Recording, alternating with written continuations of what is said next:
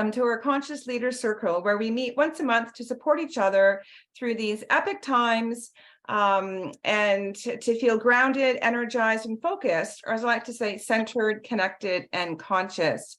So today we have an amazing guest speaker, Leti Stiles.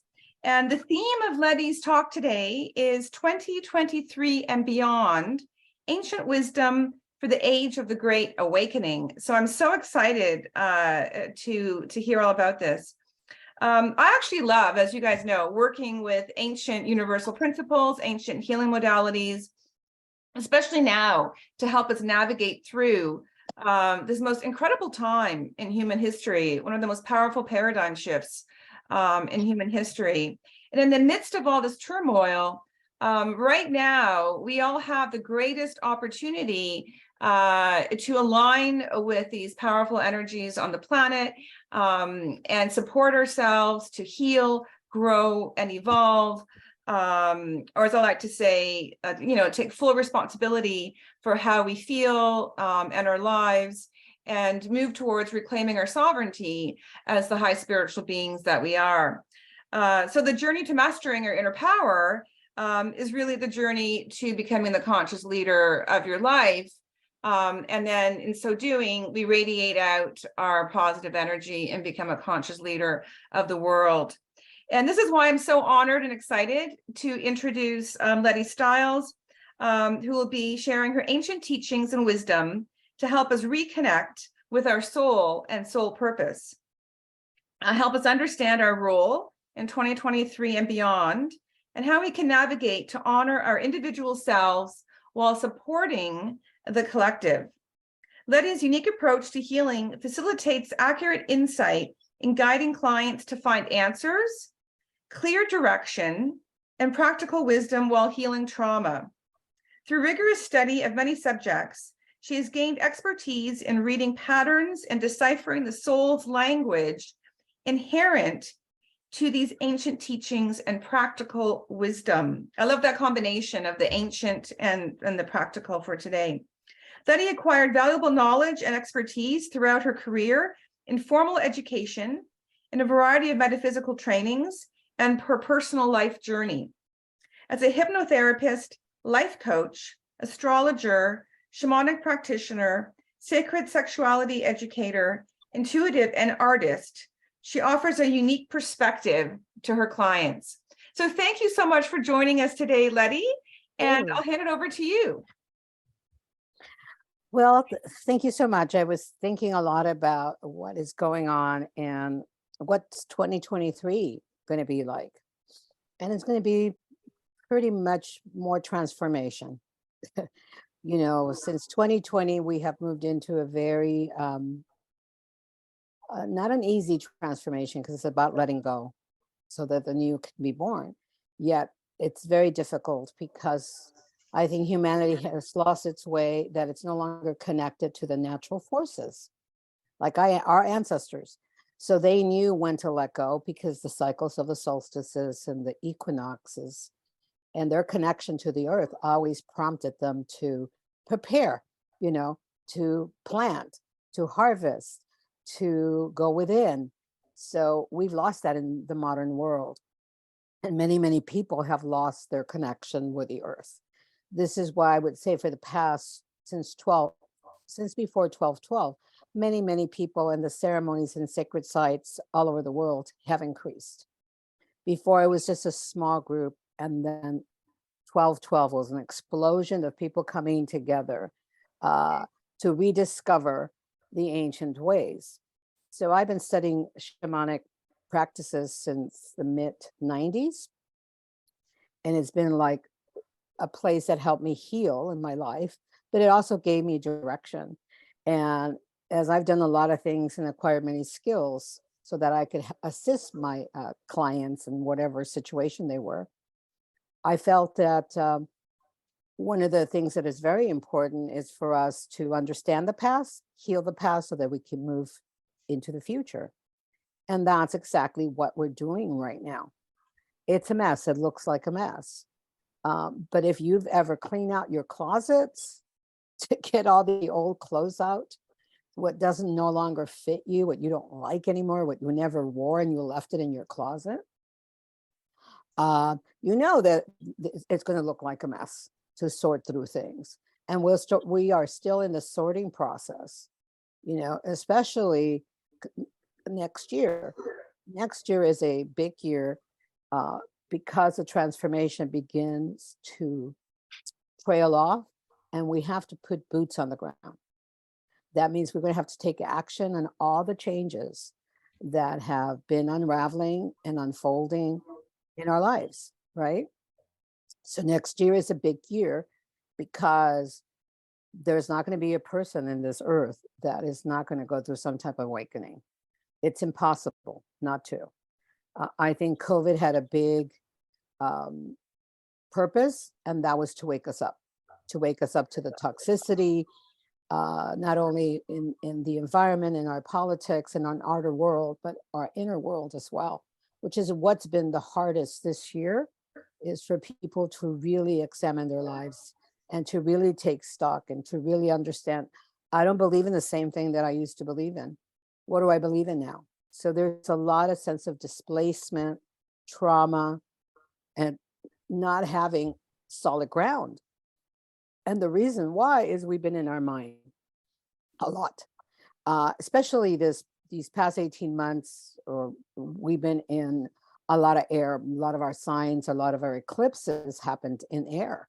So we've been very, very busy thinking about things rather than feeling into things, rather than being grounded into the earth, right? So I would say if everybody could talk here, you would have a story of how your life has dramatically changed. And maybe it hasn't. And it hasn't, and it's about to, because I don't think anybody can escape this change. So how I see it is that the ancient ways, many people are returning to the ancient ways because the earth itself is also going through that transition. You know, there's many theories of the new earth and that we're going to pull away. There's a lot of theories. And to me, that's all very interesting. But at the end of the day, how is my day knowing that information? So we could have a lot of knowledge and information, which we're drowning in a sea of information. Last year, the eclipses were about clarity, what's true, what's not true, what's a lie, what's not a lie. We went through this whole process of really figuring out how our mind works and our beliefs, and really waking up to the lies, to the deceptions, to all of that. I think we're all very tired of it, you know, and so it's important to go back into our bodies and grounding our feet in the ground and having an action plan on how am I going to navigate these changes. So as an astrologer, I'm not going to get into the nitty gritty of it, but I'm going to give you an idea the next year that the springtime is going to be very important. March through May.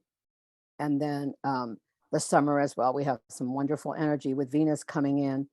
And that's going to give us an opportunity to be creative about our lives.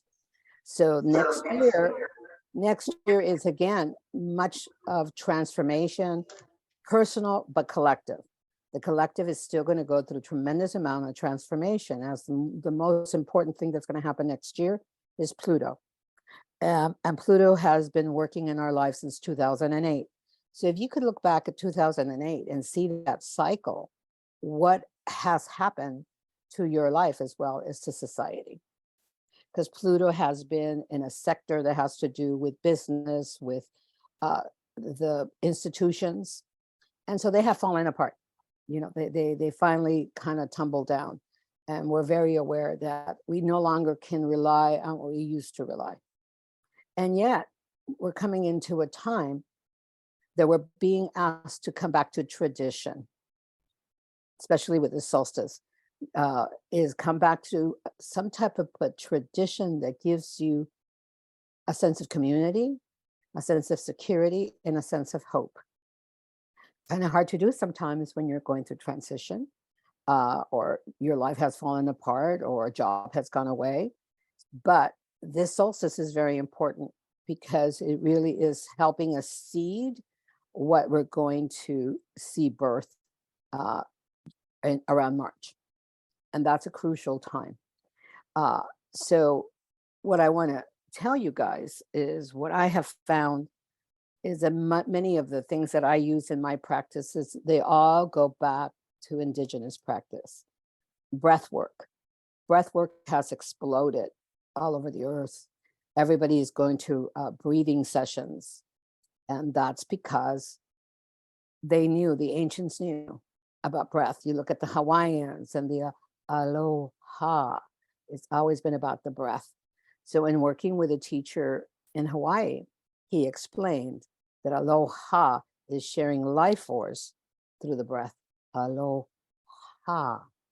And how, when you used to greet, is you would bring your head to head and do aloha. So you would be sharing sacred breath.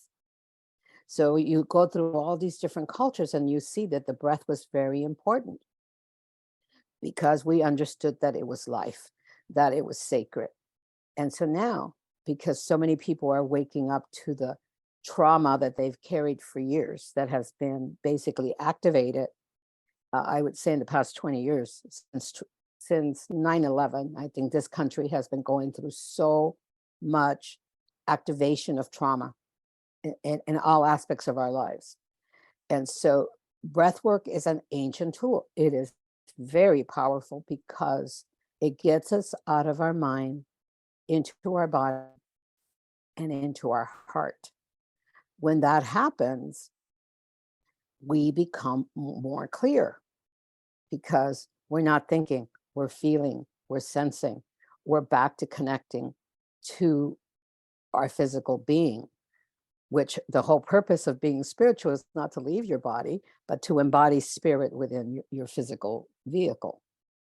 So for me, breath work is something that I do very regularly. I have a practice. And in the 70s, it was rebirthing.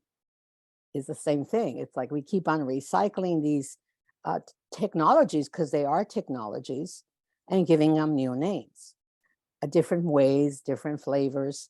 And so the other thing that's very big is sound. And the reason why sound is very big, I'm sure many of you have gone to some type of sound event with gongs or crystal bowls or chanting or singing. So what happens is when we use sound, which the indigenous also used in ceremonies, is because it gets you out of your brain. If you ever been in a place where a gong is hit, boom, your mind cannot compete with it feeling and processing the sound, because it's a primordial sound that we all can recognize and understand, that it's bringing us back to the essence within our bodies. So we feel the vibration through our bodies. At the same time that the vibration is occurring through our bodies, it's helping us recalibrate imbalances in our energy field. This is why people go to a lot of sound baths, especially where I am, because it gets us out of our mind and it taps right back into the real source, our inner source. And also, it helps us rest from the mind going all the time, you know? So these are practices that are the ancients had. They got together in circles, they had drum circles, they had many different types of ceremonies. I've been doing ceremony for many, many years. And what I find now today, that it's becoming very much part of everybody's life, at least in California and other places. And I see it in Mexico and I see it in other places that I've participated. Zoom, has become a way of life because we were separated. But that didn't stop many of us. We did Zoom, we did Zoom circles, drumming circles, breath circles. So now many, many people are continuing to connect through these technology. This is a new technology. However, we're using old technology to connect with new technology. So that's what's going to happen more and more and more come next year. There's going to be more technologies. And as you see it, it's already happening. There's a lot of transhumanism occurring. And that means machine and human coming together. And, it's very controversial to talk about it. But if we could understand, like with Greg Braden, if you guys are familiar with Greg Braden, he talks about that old technologies have become new technologies, and actually we are the technologies. Everything that a computer can do, we're able to do. We just have been out of touch with it. You know, we think that the ancestors and the indigenous people were not smart. They were far smarter than us because they used the technologies of the earth, they used the technologies of the sky, they used the technologies of the natural resources that they had, and they understood to honor them. The reason why we're away from that is because we have moved away from it. We have been separated, and our beliefs have been all about the mind, about information, knowledge, and acquiring the earth. We can't acquire the earth. You can never own it.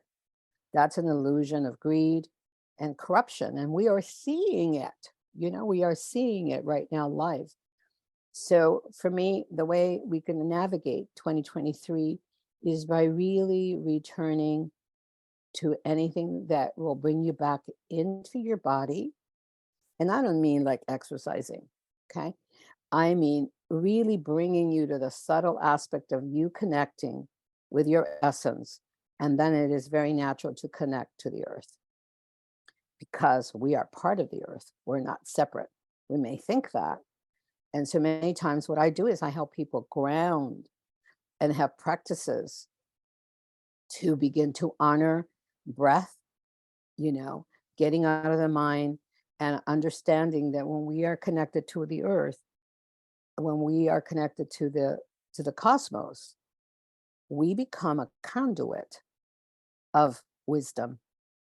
Our ancestors, our lineage becomes alive because we're beginning to honor it. Right now, it's like we've put a lot of blankets. We don't have access to it. It's about stripping the layers of how, in a way, we've been dumbed down culturally.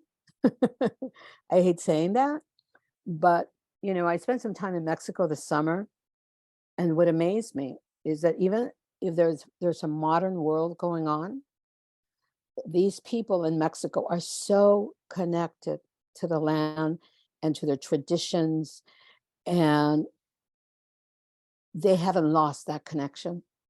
They're happy, they work very hard, they may be poor, they don't even know they're poor sometimes, and they feel rich because they have a connection with earth. Because some of them can still feed their children, work the land, do their rituals, honor their ancestors and their traditions. So that's more or less what I'm seeing for next year. Also next year, the nodal axis of the moon changes to Earth. We've been in air, and now we're going to go into Earth. So many, what the signal is, ground yourself, because there is changes in 2020 between now and 2026. Our world's going to change completely. How? We can speculate, and I do not like to predict anything, but I can tell you that one of the reasons I love astrology is because the planets make nothing happen, okay? They just simply reflect the consciousness that is occurring within your life according to your chart and Earth.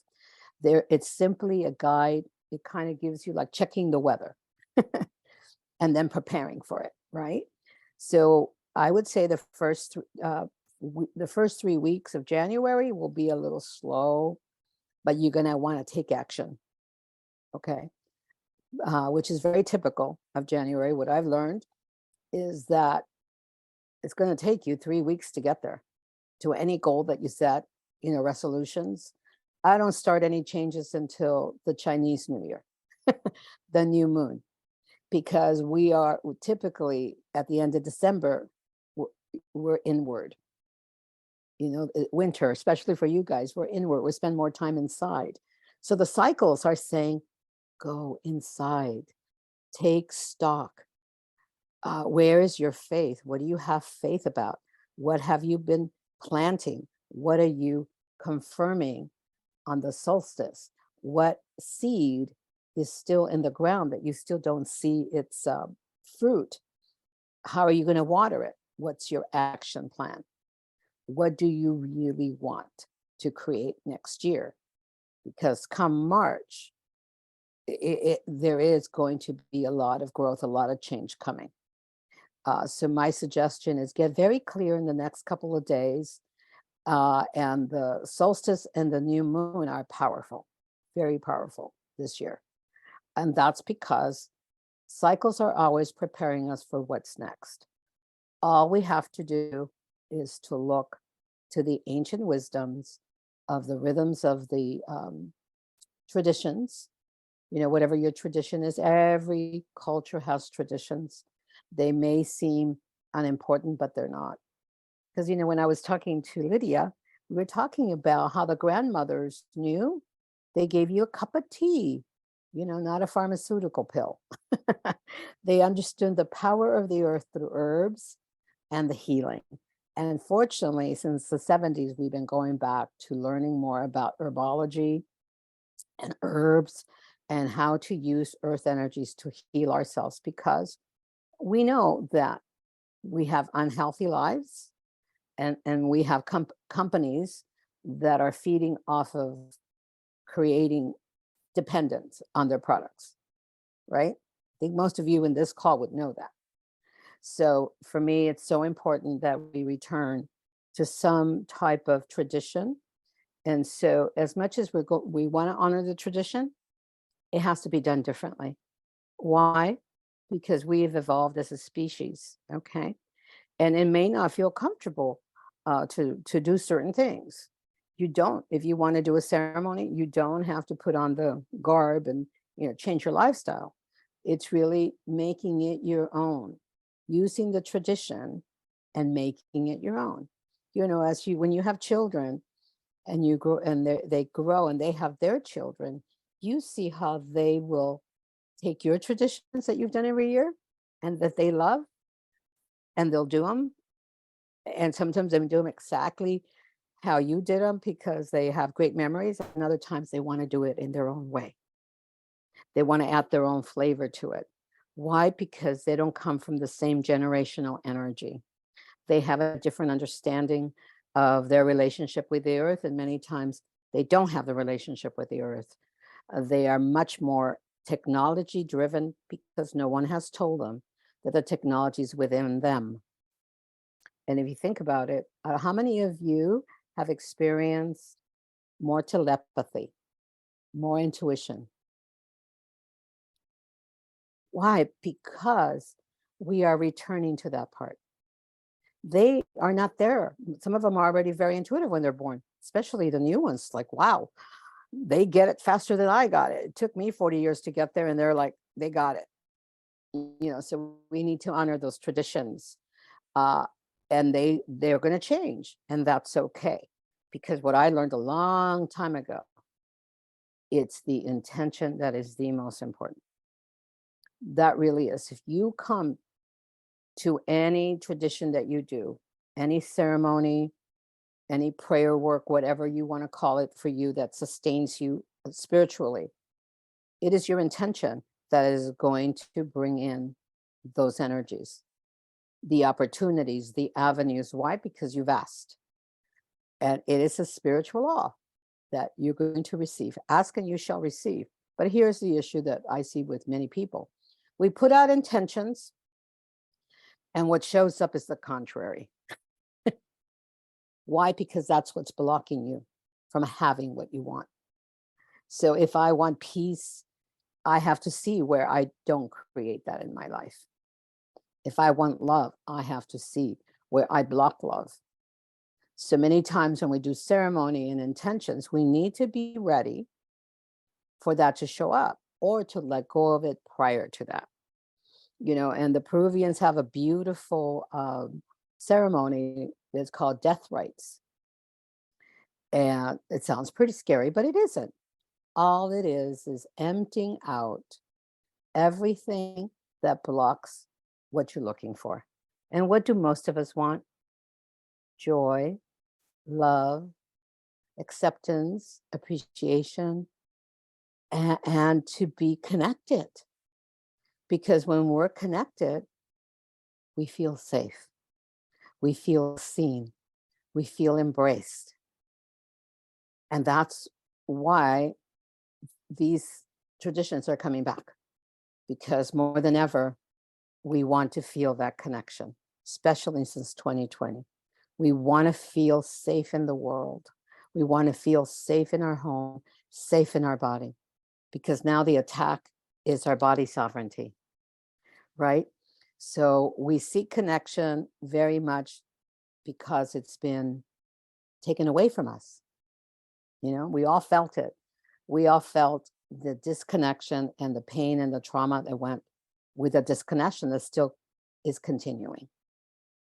So, you know, when I look at that, it makes me sad that so many people feel disconnected, especially in cities.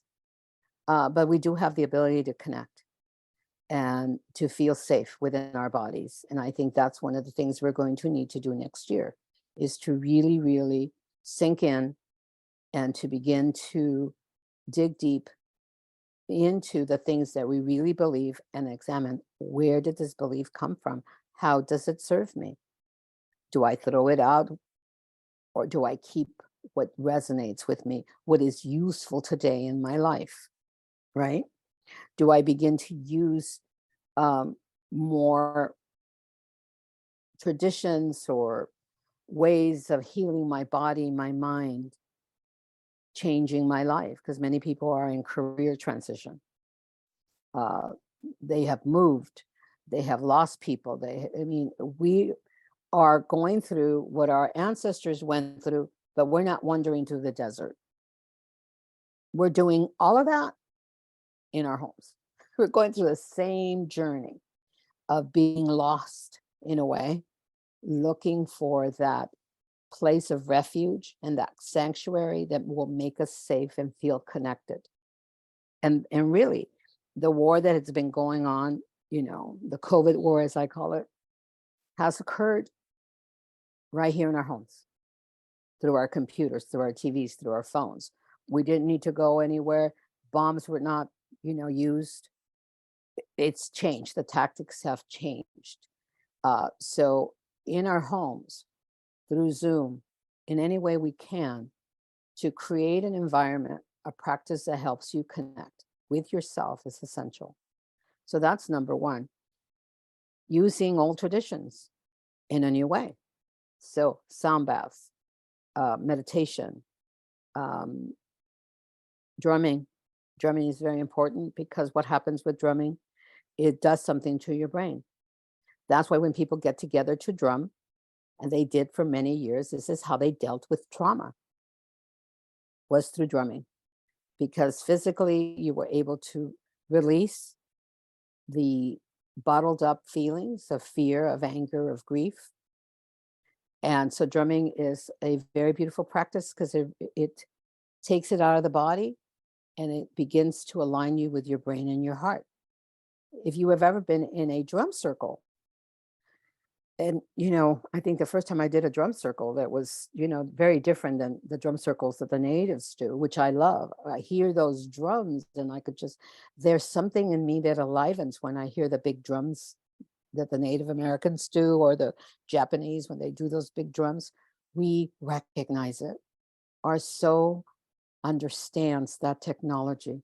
We've experienced it in other lifetimes. So we recognize it. So it already has a deep resonance that calls us home. And not only that, drumming is a technique that helps you return to your heart. It even can help people lower their blood pressure. Why? Because your brain and your heart are syncing up. And that's where you feel good. Also, you've created endorphins by all the physical work with hitting the drum, staying in the beat. You're learning how to align yourself to the group energy when you're doing it in a group. When you're alone, you're learning how to align with your heart, mind, and spirit. So everything that I do when I work with people is to align those aspects so that connection with your higher self can be made, so that it feels safe to heal. We cannot heal if we do not feel safe. We cannot heal if we're judged. We cannot heal if we're being criticized. We cannot heal if we're being attacked. We cannot heal if we're doing all those things to others. The healing has to come from connecting and feeling safe. Once we feel safe, miracles can happen, because then we stop enough to see each other. And at this point, I have more information that I can share with you, because there's so many traditions that I'm sure all of you have in your lives. And what I want to encourage you to do is to use them, to revive them, to make them your own. Sometimes as children, we don't pay attention to exactly what our parents were doing. So sometimes we have to make up our own version of it. Or maybe we didn't have traditions growing up. Maybe we didn't have parents that followed that, you know? There is people that have that. They didn't have the examples at home until they created later on life, through belonging to a group, a religion, um, a positive cult or negative cult. You know, as human beings, we're always looking for connection. Why? Because we want to feel safe. And when we are in major transition, the earth is in major transition. We want that connection. We want to feel safe, especially in our bodies, especially where our thoughts are going. Are we living in fear? Are we responding because of fear? Or are we connecting deeply with our purpose? Because when you connect deeply with your purpose physically, and this is what I'm supposed to be doing, and I'm sure many of you have had this experience, that when you are doing your purpose, you feel it. And all of a sudden you feel absolutely 100% balance. And you feel, God, I love this. I have to do more of it. And when we are living in our purpose, we want to share that with other people. Very rarely have I ever experienced or seen anybody that's living their purpose that just is doing that in their house by themselves. Even as an artist, it's a lonely, not a lonely, an activity that it's just me and the paint, right? And the canvas. But what do I do with those paintings? I share them with the world. So when we are living our purpose, we want to share. So if you're feeling in your life right now that you're constricted, or that you feel lost, if you connect to your body, you will connect to your purpose, because the breath is going to take you to your heart, and it's going to bring you into rhythm. And for women, as well as for men, but especially for women, your body will always tell you what feels good. So there's a very ancient practice called tantric dance. And tantric dance is not about entertaining men or anybody else. What it is getting in touch with your body in a sensory way through music and movement to find the joy and the pleasure in your body. And when you do this practice of dance, you can feel the discomfort of the blocks. And the dance and the process of the dance helps you dissolve the blocks, because it's a spiritual practice, so that you can live more in harmony within your body. So when you're living in harmony with your body, it's impossible not to live in harmony with the earth. So that practice for ladies is really do pay attention when you're feeling the joy and sensations through your body. Women are very sensual beings, so are men. But women have those curves, and they have that sensuality for a reason. We create life. The masculine always participates because it honors that, it protects that, or at least that's what most traditions have been for many years. It's changed a lot. But when we, as women, if we begin to honor our bodies and our rhythms, and we learn what our rhythms are in our bodies, we become goddesses. You don't have to put on the clothing to be a goddess. You don't have to look a certain way. Everything that goddess has turned into and has been marketed to death, that's not what I'm talking about. It's the internal energy that creates and that brings that creativity out. When we're alive in our bodies, the next part of our expression is creativity, because we become curious. What can I do with this? How can I share it? So for me, be curious about your practices, how they impact you. How do you feel after you do your practice? Whether it's breath, meditation, prayer, I don't know, going to Pilates, whatever your ritual and practices are, why do you do them? Do they really align with your needs? Because the more we do that, the more we're in align with what is true for ourselves, we will do what's true for other people. And then let me see, I've been talking a long time. Oh my God. And I want to open it up Okay. to any questions.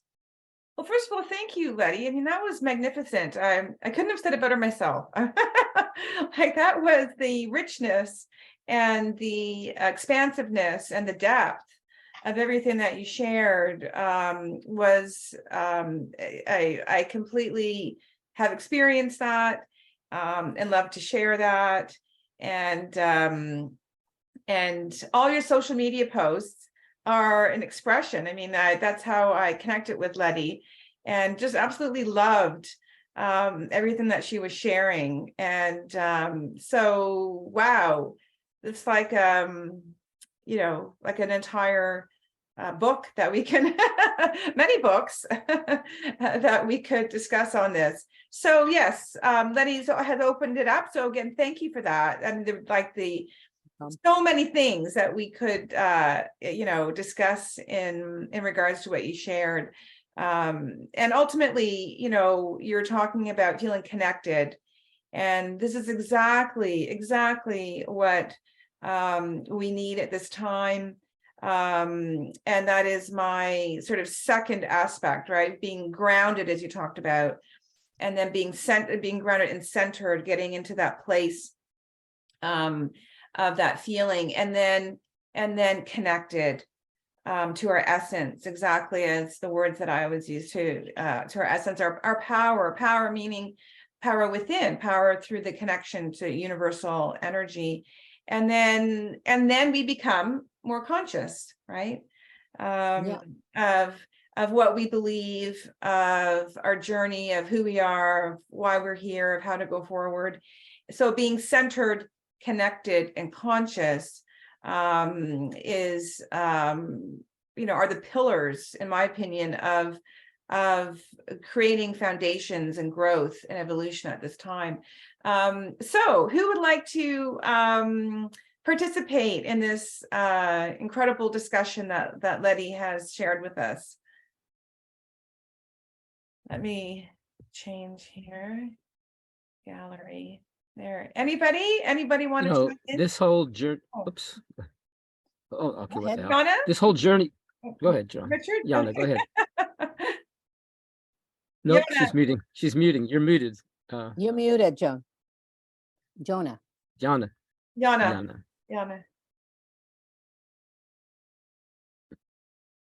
Unmute. Unmute. I know. Get rid of. There you go. Okay. There you go. Yeah, just everything you said, I mean, it just completely resonated with me. And I was thinking about what you were saying about the different things like breath work and sound, and how, you have the traditional things and how we do them can be a little different because we've adapted them, and they may be within our family and what we've learned. But we kind of make it our own. And I mean, for me, like, I don't drum, but I play the piano all the time and I love it. And I feel it in my heart and my soul, and I play for my kids and my friends and stuff. And so I don't know if that sort of Absolutely. when the kids come home at Christmas, I mean, I just start to cry when I hear them all singing, and it's so beautiful. And we always sang at home, right? So it brings back a lot of those things that we did, right? And it just, and I dance at the gym. I love music. So dance, it's like it's in your body, and you just feel like you're in the moment, like those kind of things. They just feel like the right thing to do. They're very natural, and they keep you out of your head thinking about something else, because when you're doing that, you're completely in that moment experiencing it, right? Yeah, I would say that music is a universal language, exactly for the reasons you're saying. Yeah. Because it is vibration and frequency that our body understands, it recognizes it immediately. Yeah. And so anything that's going to connect you with it, you don't have to drum and do all those. I was just bringing those indigenous things, but music is definitely an ancient tool to heal, to come together, and to really enjoy, because we are enjoying the vibration because it's so nurturing. Yeah. So I think anything that connects you to the earth and brings you into the present moment is very healing, not only to the mind, but to the heart, because we're always here thinking about the future or the past. Yeah. So thank you for sharing that. Keep playing. I mean, I love music, every kind of, and every culture has its music. I've just been playing Oh Holy Night. I was just going to say one other thing, and then I'll let, there's that book, you probably all are aware of it, Braiding Sweetgrass, right? The Braiding Sweetgrass.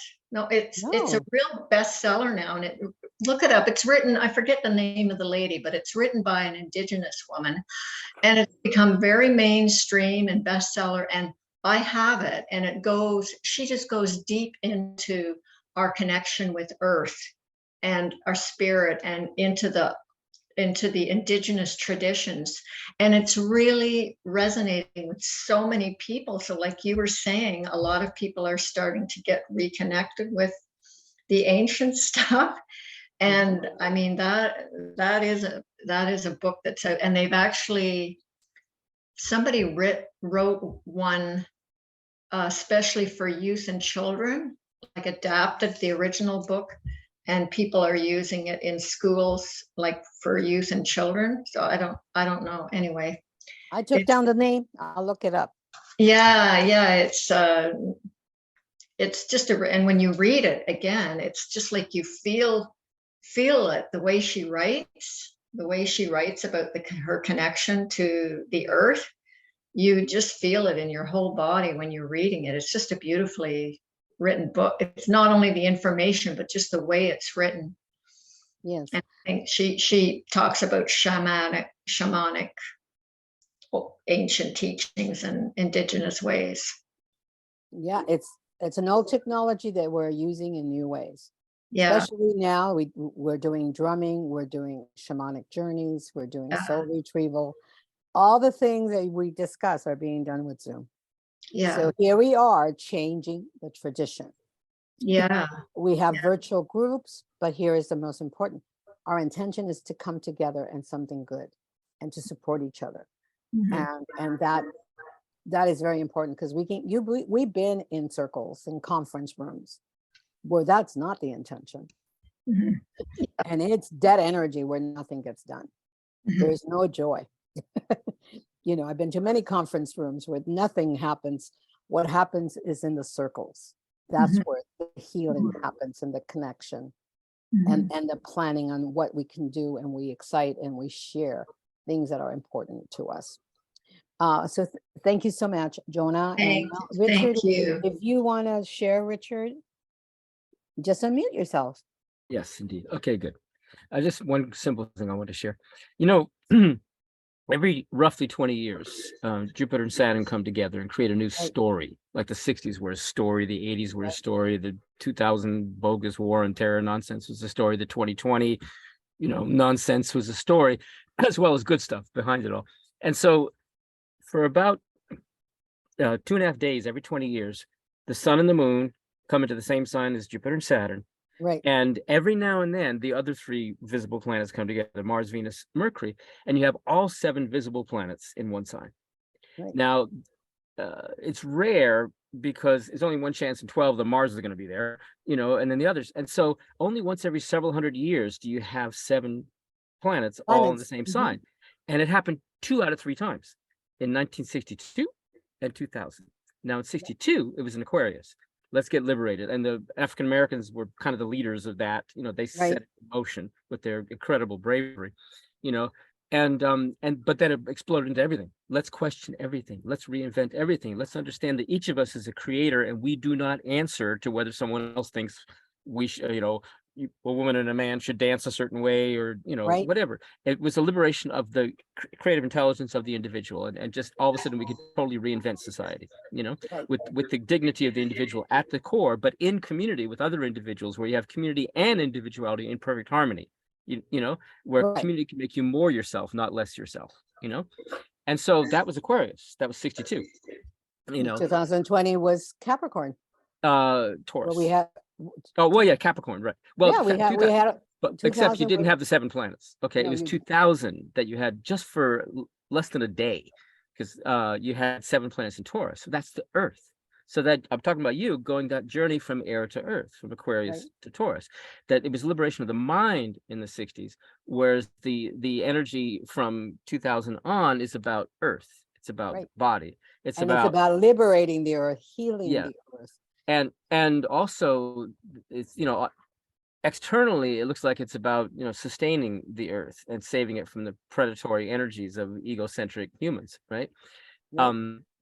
And I wrote a whole musical play about that. What is it? The planet, it's an interplanetary phone call. Saturn calls up Mercury to decide what we're going to do about Earth. We got to get all the planets together, decide what to do about Earth, right? It wouldn't be one particular species on the Earth, would it? Oh, of course. It wouldn't be the humans by any chance. Humans, they were born to make trouble. They were born to be gods, to create what they want. I hope there's a difference. They don't seem to know the difference.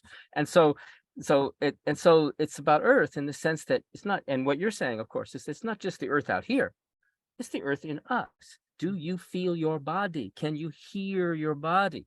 I'm 72 and I haven't had an aspirin in 50 years, and it feels wonderful, to have a body that works, and that doesn't trouble me, or if it does, it's telling me something that's on the spirit level as well as the physical level, and so to undo the damage of 2000 years ago, like St. Paul saying the spiritual man is at war with the natural man. Oh God, which is inherently sexist, because women bring spirits to earth, and so the idea the spirit is superior to earth, or the spirit isn't inherent in the earth, is the deadliest thing you could ever imagine, because it cancels out any chance of heaven on earth, and so to undo that and to bring organic spirituality in the individuated human in a physical way, we're not just saving the earth, we're saving ourselves.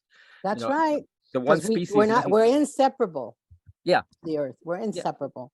And so the humans need to discover exactly how their instinctive self, so-called lower chakras, so-called id, and the transcendent self merge to form the magnificence of this incarnation. And so the humans need to have this breakthrough in what exactly is a human being. What do we need to learn how to be a human being? And to me, each planet is a professor. So if you count sun and moon, it's 11 professors, 11 lessons, 11 initiations, which is what kids should be learning, instead of sitting in a friggin' box for 16 years, totally in their heads, only learning Mercury, So and so the reinvention of the human species, so that the liberation of the mind of the 1960s, and the merging with the body and the body awareness and our animality as being sacred, and the tantric thing and all that. That's the journey from Aquarius to Taurus, from 1962 to 2000, and this whole new story that's coming in. And it's incredibly rare to have 2 out of 3 times all 7 planets being in the same sign, and you could go centuries without that happening, even once. Right. So we are, like you said, Richard, in an unprecedented time. And we don't realize many of humans, astrology has become very popular, right? Because it's telling us a story. It's reminding us of the stories, right? The myths that we have been cut off from, you know? And so now we need to understand that this is not just the crossroads for the earth, but also universally. When we have the solstice, we will be in line with a galactic center. Okay. What does that mean? That means alignment to the universal heart. So it's not just about the earth, it's about our place in the universe and how the earth is an integral part of this universe that does affect all the other planets, all the galaxies that we live in. We don't realize that as humans, we are much bigger than we ever have thought, the earth itself. And as human beings, we are inseparable for earth. So what we do to the earth, we do to ourselves. Many of us are realizing that and are beginning the healing journey. So I see that Tina has had her hand up. Hello, Tina. Hi, Tina. You can Hi. you I just wanted unmute to yourself? Sorry, Go I just ahead. wanted to interject. It is 12, and I Oh, know okay. people are having to leave, but we will carry on. And anybody who wants to stay on, I stay on longer. If Leti wants to stay on, anybody else. We did start a little bit late. I'm awake. But you're right now. But yes, so I always honor everybody's time and Yes, thank you. and it goes till the gathering goes till 12. But absolutely, Tina, if you'd like to stay on with us, we'd love to hear what you have to say and to join us. Yeah, I'm awake as well. I wouldn't have woken up if my son didn't call me from Denmark asking for a Christmas present. So I just really wanted to speak into one, the sweetgrass. Thank you, Yana, for that book. I have been on a really spectacular journey of awakening, and really also want to acknowledge Leti and the work that she did for me of, child work and just finding and guiding, and the importance of safety and trust. Right? Like our soul knows when it's safe and when it's not safe. And that what I do have to speak into is these groups, like how Zoom, people complain about technology all the time. Like it's the bane of existence. Oh, what our children are doing and all this stuff. But I'm like, I constantly see like so much contribution and change and connection through the internet, the technology, and even the social media, right? It's like, again, it's what we focus our energy on. If you want to focus on what's so bad about it, you're going to just get more of the bad. But if you want to just seek out the good and see it, you're going to get it. Like everybody's like, aren't you upset your son's moving across the world to Denmark? Like, no, for one, like we can connect at a moment's notice, just like this. I see him as much, if not more, when he lived in my house, because he's always gone, right? So you look for that good and you see the greatness in it. And it's a beautiful connection. The energy connects through the waves, no matter where we are anyway. And what I see in these circles is that safe space, right? Because vibrationally, you get into a group because you resonate with it, right? So it's coming with your resonance, you're choosing for yourself, as opposed to the old programs that we have, which are within our family, which are so challenging. And it's not, as I've figured out, when you're in a traumatic family, that's not the safe space to heal. I cannot heal with my brother and sister because we have the same things to heal from. We all have to have that healing. Being from a traumatic family and going through the death of the matriarch, who, was a bit of a narcissist and ran the family, there is no comfort. There was nobody to hug me. You know what I mean? I went to strangers, but our souls do know. And so that's beautiful. But Yana, I have a sweet grass that my cousin gave me because we are Mexican, Spanish, and Native American, we're Pueblo, and we have Aztecan as well. And I was disconnected from all of that, because we all had a sense of wanting to belong in a way that one, whether these were ripped from us or we needed to avoid them so we wouldn't be persecuted. And I'm in that mixed space of like not really feeling that, but wanting to.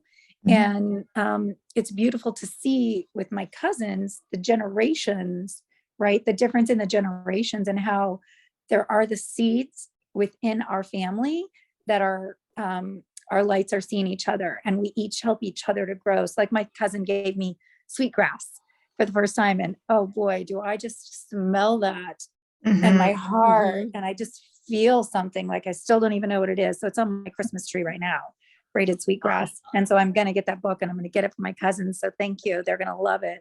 And my one cousin lives on a Shoshone reservation and teaches. So I'm like, her job is really, because it's amazing on the reservation, they don't even have their ways. You know what I mean? It's like, they're so brainwashed. You know, the government has done such a good job that some have it, but it's still hard to bring it back in, even within that space.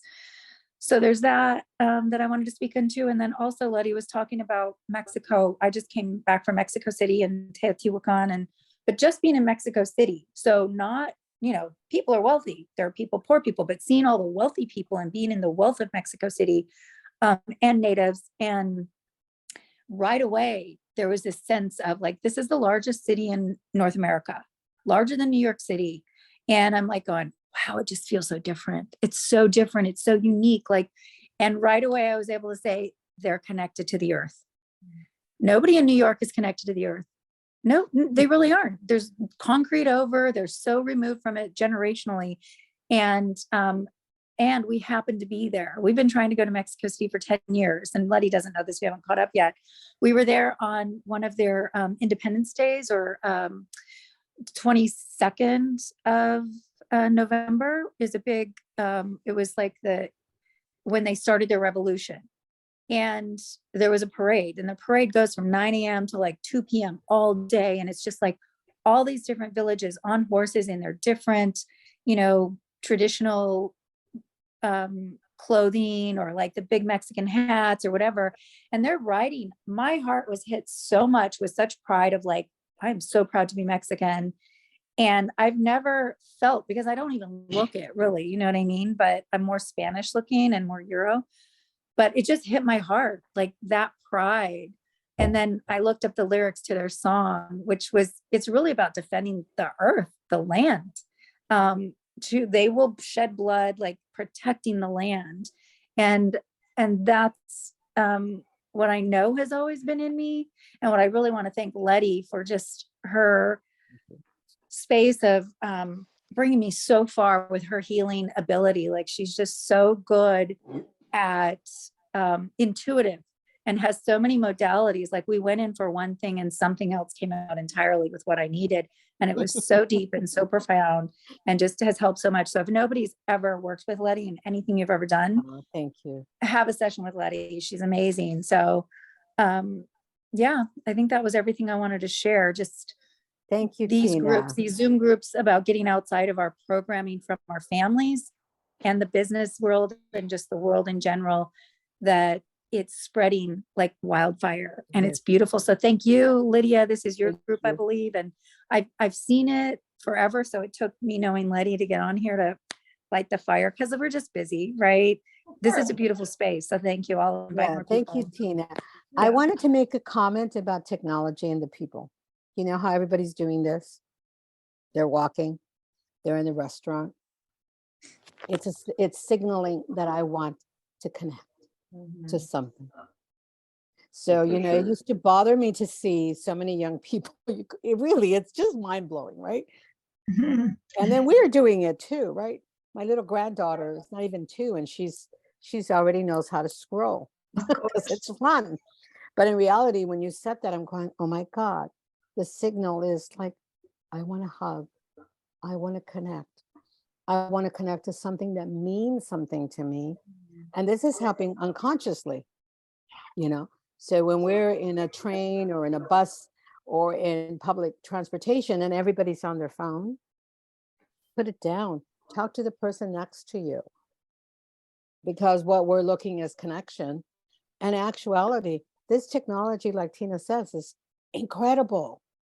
You know, the first time that I went on a Zoom call was like in 2010. And I was 240 people from all over the world. I was like amazed that I made friends from people in Germany, in Japan, in Indonesia, in South America, in Canada. I was floored that I made all these friends during the 3 months that we were together studying, you know, a particular thing.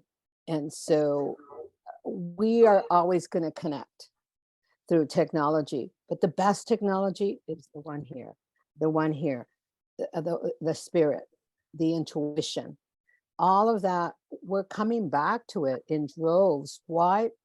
because we are wanting to heal the earth. So the upcoming next 10 days, Jupiter is right there, very involved with the solstice.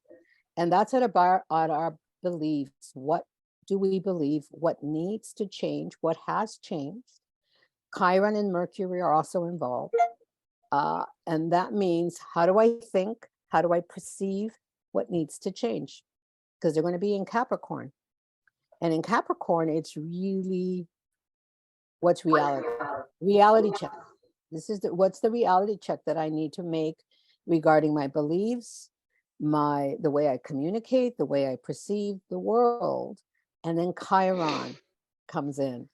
And Chiron is in Aries right now, which is a very important sign that gives us the energy, the fire, the passion to heal. So for me, the solstice is very important. I always have a gathering here in my home. I invite you to do it if you can. And if there is no group, do it by yourself. I always will just rally my husband, come on, we're doing ceremony. Because the intention is the most important thing. But I wanted to tell you that here we are. The solstice, we're going to be, Jupiter's involved, the galactic center's involved.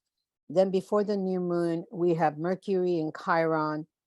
And it's telling us we need to heal our lives, the way we think, the way we perceive, what we believe. So if your beliefs no longer resonate, what beliefs do? What new beliefs have come up for you in the past 3 years? Because we've had lots of time, right? In the past 3 years, we've kind of been cocooned. It's almost like the universe forced us to go inward, because most of us don't want to go inward. We want to be out shopping, going here, going there, TV, 20 million distractions. So in a way, COVID was a universal way for reality check. And we had some severe reality checks. We went, whoa, I didn't know who you were. Now I know who you are.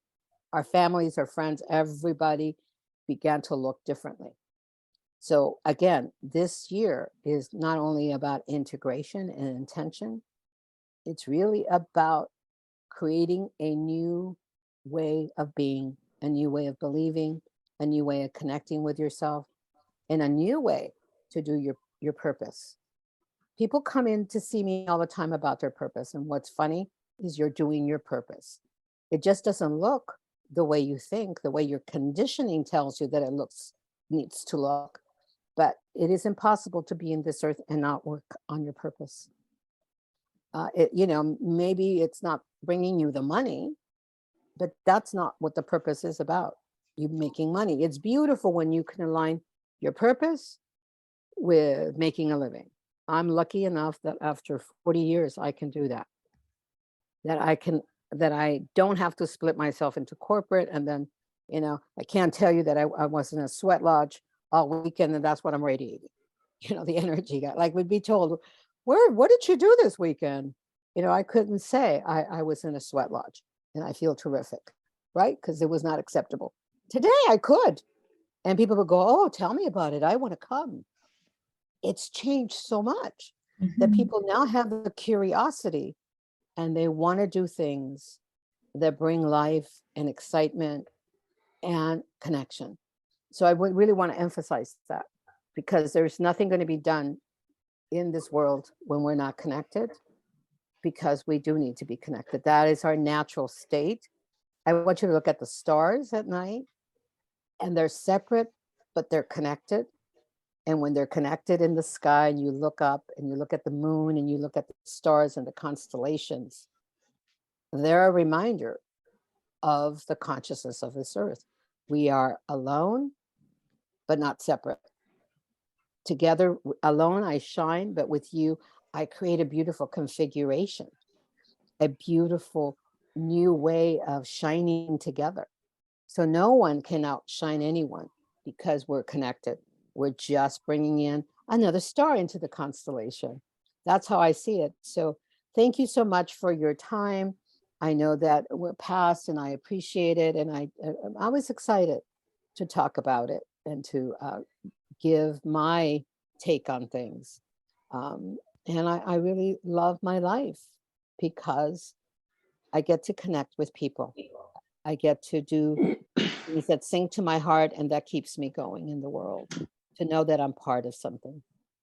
And as you get older, you see the beauty of the gift of being older, of what that means, how you can slow down, and how your wisdom naturally comes through. Finally, I'm going to be 65, and I'm going, oh my God, this is what everybody talks about. But until you get there, you don't understand it. And so aging is beautiful because it gives us the gift of wisdom, patience, and compassion. And to me, that's a beautiful thing. Youth is wonderful, but being old is even better. That's how I feel lately. Oh, I totally That's the agree. spirit. Sorry, Tristan, go ahead. I said, that's the spirit. That's the first older people than I am that's happy to be old. Everyone's just like unhappy when they get past 50. It's because they don't know how to live with their body and their mind. And it's sad to see. Really interesting. It's beautiful to age. Oh, I love it. We become tastier wine, yummier cheese, Yes. So let's use that, and thank you, and may you all have beautiful holidays. But more than anything else, please do something else in solstice for yourself. Align with the universal heart through your heart. Set some intentions for yourself, because the other thing, summer should be a lot of fun this coming summer, because we're going to have Venus in Leo for 4 months, which is unprecedented. Okay. And so that creates creativity. That is, how can I express myself? Because Venus is also the ruler of Taurus, right? So it's all about sensuality, all about movement, all about things we enjoy. So the summer should be a very yummy time to really bring alive those things that you're planting today. So yeah, so the year is intense as it has been, but it's going to be, there is pockets within what's going to happen next year astrologically. The energies are going to be really nice and juicy from June to October. Also interesting, because there's many things that are coming, different eclipses and things like that. But the universe is always providing us with guidance. We just need to learn to listen and look up and look down and look within. and look within. Look within. So Look the above, neighbor. so below. Yeah. So below, so and in and As out. above, so below. Yeah. As within, as without. Yes. We So, are little stars in the constellation. yeah, you are. We are little stars. And thank you so much. I've enjoyed our morning. And Lydia, thank you so much for always being such a beautiful woman that encourages other women. I really appreciate that very much. Oh, it's an honor and pleasure. And thank you for joining us. And, as Tina was saying about the modern technology and how we use it, it's like anything else, how we decide to use anything in our life, money or, tools like at our farm or whatever, right? Like, how are we going to use it? And I've only been on social media, like engaged in the last year and a half, maybe 2 years off and on. And I have met it's been amazing. I have met amazing, beautiful souls like Leti and welcoming Tina into our circle. And it really is, it depends how everything in life is how you want to use it for your highest and best use. And we have our discernment. We navigate right with those tools in a way to create the highest and best outcome as possible for us. Or as I say, we live our highest quality of life in any circumstance. And to hear Tristan talk about, his experience with people over 50 who sound like they're frustrated, right? Like they're frustrated with life to some degree. But when we're in a flow, I mean, we all know we're going to get older, right? And why not embrace that journey and access, as Leti was saying, the wisdom and the experience, and knowing that we've made it this far, let's say for friends over 50, and there's a lot that of richness within those experiences. And when I was really little, I guess I somehow knew, had a knowing of my life path, and I couldn't wait to be a senior citizen. Hey, I love the discounts too. That come with age. They call them wisdom discount at a place that I go. That's That's right, what they wisdom call it. discount. Wisdom discount. I love it. So I also, before we end, I wanted to invite anyone that wants to connect with me. You can Yes. find me. You can find me on Facebook. You can also find me on my website, which is letistiles.com. Did And you want that to put shows that you. also in the chat as well? I can't get into the chat. That's okay. for some I reason. can So put it we'll in. spell it out Yeah. for people who are listening. Yeah, so to it's the it's podcast. just letistiles.com, and it shows you all the modalities that I do. And so what I am very lucky and blessed is that I have many tools that I've focused on for the past 40 years in acquiring. And I use those tools, to help you transform and realign yourself. And it's a beautiful partnership when I work with people, because I get so much out of it too. It's a partnership that is symbiotic, and it is beautiful, it's rewarding, and it is my life purpose. And if you want to connect in any way, just go to my website or friend me in Facebook. And like Lydia says, I post stuff, and I, sometimes do some astrology as well. I'm an evolutionary astrologer. I have a different take on astrology, but it's all the same. You'll receive what you need to receive in any session with me.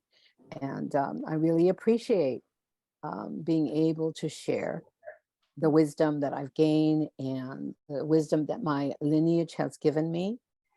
And so I really, when I meet with people, I also see their wisdom and their beauty, and I just mirror it right back to you. That's awesome. Yeah.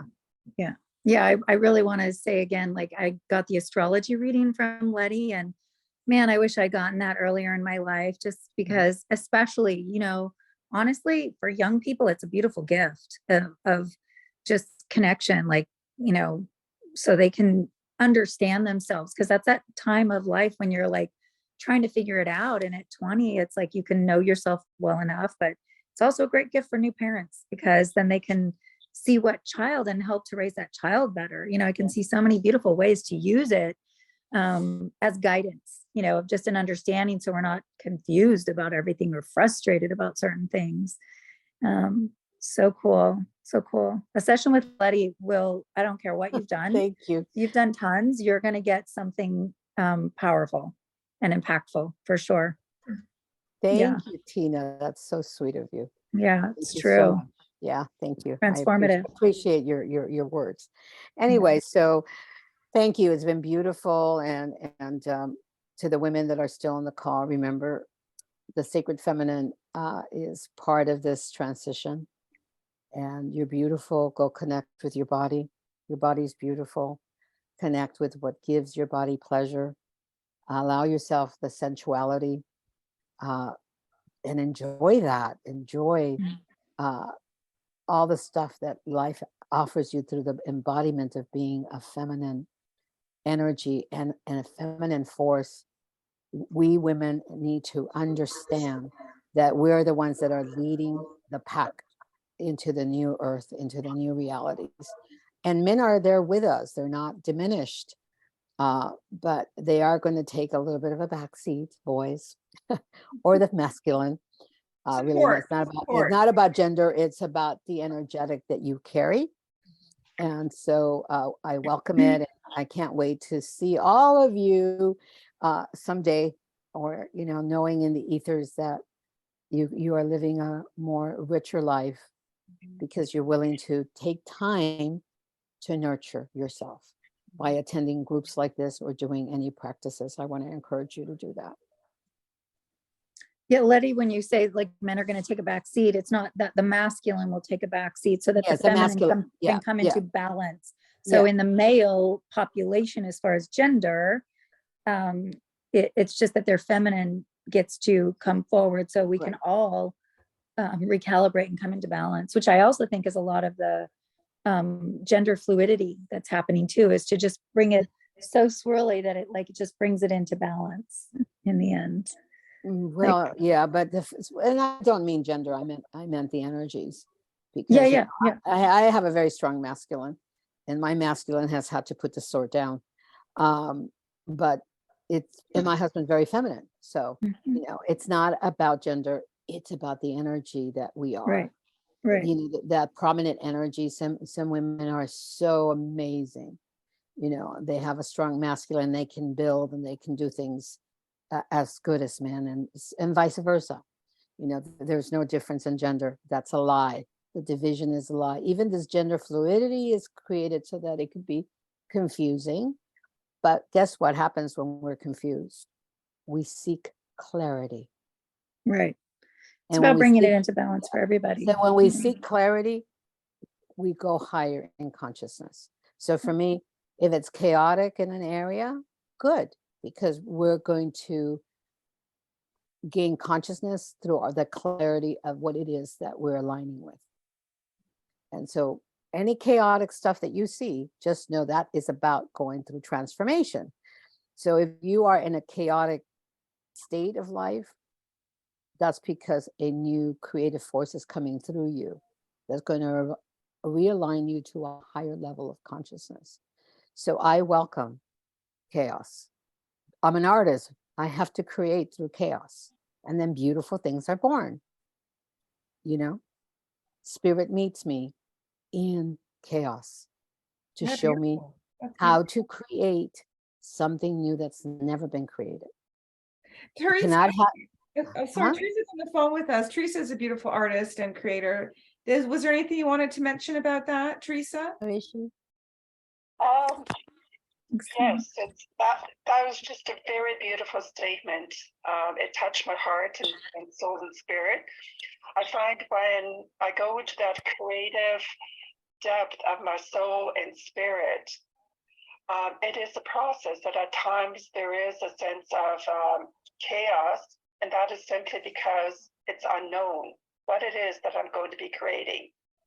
And when I go in deeper and deeper and just open up that energy inside of myself, it comes from my soul and spirit. And all of a sudden, what appeared like chaos, uncertainty, I realized it was in my mind, this kind of unknowing. But when the soul and spirit moves through that and uses that maybe state of chaos or whatever to create something new, it's very powerful. It's like when the mind, the heart, the soul, and spirit work in unison and in balance. That to me is one of the most creative expressions, I think, as an artist and in life, because we are artists creating our life every moment that we are on earth. Because we're all artists at some level, aren't we? We're creators, right? Yes, we're creators. And I saw somebody leave or come that had her. Oh, she was saying goodbye. Okay. All right. Well, yeah, and thank you, because I really believe as an artist, we experience a creative process in a very unique way. When I'm in a place of ungroundedness, and I'm in my ego, my husband will go, "Can you please go to your studio?" Because I will work whatever needs to be worked out in my studio. It is my therapy. It is my solace. It is my joy. It's my sanctuary. Your sacred space. Yeah. Because I get to commune with spirit, and then spirit can come through and show me through whatever it is that I'm doing, whether it's beautiful, whether it's a mess, whether something gorgeous comes out of it. It's just a way to realign. It's prayer, it's meditation. And we all are creators. We're all creators. We all have our artistry that we might have discovered or not discovered. But as children, we were inseparable from our creativity. It's true as children. And Teresa, what were you saying about that?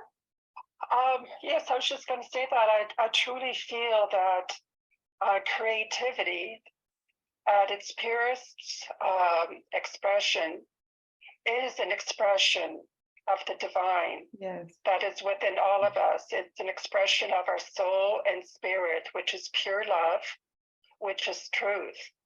And that's where I truly believe the arts can and will play more and more of a vital role in this transition that we're going into. Absolutely. Especially when it comes, for instance, several people have mentioned, technology.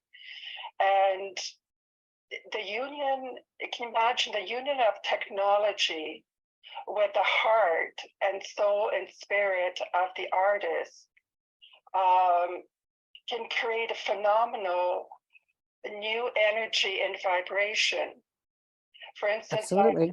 a couple of months ago, I went to an art exhibition opening here in Toronto. It's called Nuit Blanche. It's an overnight art exhibition, and it was phenomenal. Now, I noticed that every year there's more and more technology being united, with the arts. Like, for instance, in front of the old Toronto City Hall, there was a huge, huge screen. My goodness, it must have been about 20 feet by 20 feet.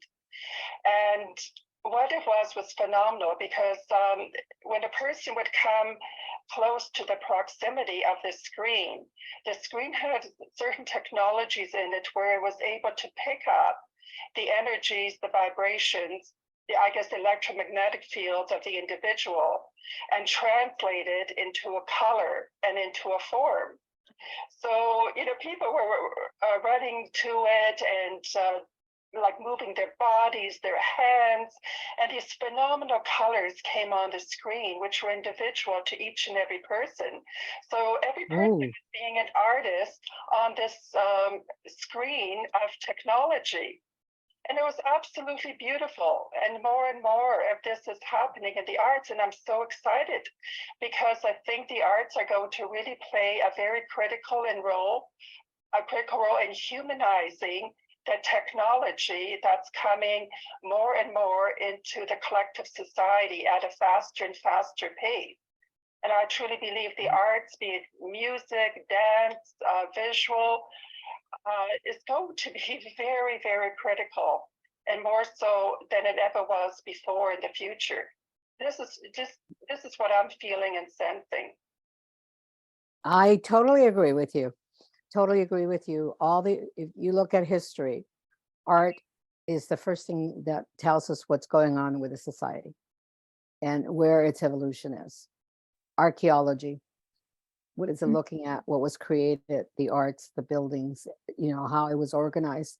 That's all art. That's all things that were created in the culture. And I think rather than to fight technology, technology is a beautiful thing. It's how we use it and what we use it for. It could free us or it could enslave us. And right now it feels like it's enslaved because we don't understand that our consciousness is as rich, if not richer, than the technology that's in our hands. And one day we're not going to need this, right? Because we're going to discover the inner technology within ourselves and our own ability to create. Like you said, the new technology is going to help other people that have felt, I'm not creative, I can't paint. Well, guess what? The technology is going to make it possible for you to create if that's what you want to do. And that's a beautiful thing, that technology can reach masses. And that's why it's so powerful. So if we could use that technology in ways that inspires, creates, evolves, nurtures the human experience, wow, that I am excited to be in this earth at this time very much. It's all the intention to use it, right? Because people are using it to try to control and manipulate us. There are certain people, but the intention of the users, if our intention to use is for creativity and connection, we, so to speak, win over that. And what Teresa's saying too is like, that gives us an immersion of not just being a creator, but being the paint, right? Like it's a multi-dimensional tool. Like, and what I get is it teaches us what Leti's saying is, like, it's the branch and we're the bird until we've gotten our wings and we have a remembering of all of that is within us. And then we're just like, don't need it anymore. Like Leti has a Healy, and there's all those devices that help do things that are very intuitive, but we're just realizing that that's available. Let the device do it until we're like, oh, once we clear the foods that are blocking us and the things that are blocking us, and like the work that Leti does gets those blocks out of the way, and many modalities to do that, then we get our reconnection. And that's everybody waking up. It's amazing. It is amazing. Life is amazing. I feel like for me, I'm more alive than I ever have been. You know, I'm just trying to get my body to catch up. Because it's slower, you know, but that's also a belief. So let me shift that belief. But it's an exciting time, and thank you so much for hanging in there, because it's now 9:35. No, it's been a wonderful, enriching discussion. And normally we end around 12 with the long distance Reiki and guided meditation. And Richard joined us, but we were in a beautiful flow today, and it was very, very, very precious and enriching. So there was so much that we could discuss, Leti, that you shared with us Forever. Yes, I know. to ignite further discussions and explorations. But we'll end at that. So anything else, Tristan or Teresa, quickly, before we close our circle for today? No, just so happy to have been part of this wonderful discussion and circle and energy. Thank you. Thank you to everybody. Thank you.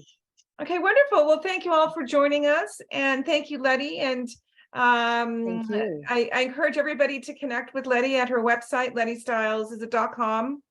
Is that Yeah. Doc Leti Stiles LetiStiles.com. And wonderful to meet you, Tina. You're always welcome in our community, our healing community. Hope to see you again. And thank you, Tristan. Nice to see you, Tristan. And thank you, and you're always welcome as well, Tristan. So let's all stay centered, connected, and conscious as we navigate through this most epic time in human history, knowing that we came here to have this experience of a quickening of our own evolution and state of being, which can be joyous. It doesn't have to be stressful and burdensome and overwhelming, which is why we create these circles, to remind us that we're supported in the universe, within ourselves, as Leti was saying, to create that feeling of security within ourselves, and that we have other humans, maybe not in our immediate world, but throughout the world, who are supporting us and cheering us on. So you're never alone. And as I like to say, I'm here to support everyone with health, energy, and lasting power. So thank you again, and we will connect. Happy holidays. Yes, happy holidays. And I'm so excited about the solstice. It's actually the winter solstice is my favorite day of the year. It always has been. Yeah, even when I was young, I didn't know what it meant. I love the dark days of November, December. And they kind of come to, their complete fruition on December 21st. But maybe one day, Leti, you'll come up to Canada and host a week-long retreat with us. Oh my God, I would love that. I've been wanting to go to Canada. Oh, well, we'll have to talk. Yeah, we will. I'm booking in retreats. And right here at my sanctuary farm, the guest house is called Hidden Buddha Healing Center. And then the ranch is called Apona, APONA Healing Ranch. It just kind of evolved into Apona to match my other services. So under Apona Healing Retreats, I've always offered private retreats to clients, and now I'm building out themed retreats. But I think a 5-day, we're a 1-week retreat, Leti, to explore. Yeah, all of these Yeah, different. especially bringing in the art, and the arts is so rich, you know, because Yes. it helps us go back to being little kids. I want Well, to it go. I'll does. bring my Yeah. sound equipment. Yes. I want to be yes, at a Tina. retreat. Yeah. That's Letty and I awesome. with my goals, and Letty is like really magical. Oh, Yeah. you're magical yourself. I know. I love Thank it. you. Well, Good. It's good to collaborate. And Tristan will have to join us as well. And Teresa, you have your beautiful art and your great wisdom to share. So we should all decide how we're going to create some retreat to help Sure. support the world and have a beautiful experience of transformation. Because when women get together, it's Great. we birth something. Yes. Always. Yes. When the feminine, because Tristan's involved, feminine energy gets together, it rebirths something. Yes. That's We're right. powerful. We're powerful together. Yeah. Yes, we are. And No I'm very worries, I have grateful. some feminine under my sleeve too. Well, you'll bring the I balance. get it. You'll bring balance for us. Yeah. You bring That'd be great, balance. Tristan. All right. That's the thing to create, though, is really just bringing the balance within each of the individual stars that we are, that it is the balance of the masculine and the feminine. That's been my life word: balance, balance, balance. I didn't know what it was until now. And it is the masculine, feminine, and that's what we are working towards, right? We're not all one or all the other, and we may be gender, but bringing that balance into all of this is harmonious. Well, it's the yin I yang agree. symbol, right? It's the ancient yin Yeah. yang symbol, right? Where there's a Exactly. bit of, in the circle, where it's sort of like the S, there's a bit of yin and the yang. There's a dot in each one. Yep. Right. Yeah. And it's Yeah. fluid, right? Yeah. And so there's always that fluid interaction. And we won't get into it now, but I mean, we are moving out of the period of time, whereas Letty was saying the intellect and where the intellect reigned supreme, and there was fear and suppression of the creative force of the feminine. And so there's a whole documentary on that from the National Film Board of Canada from maybe 20 or 30 years ago. What's it called?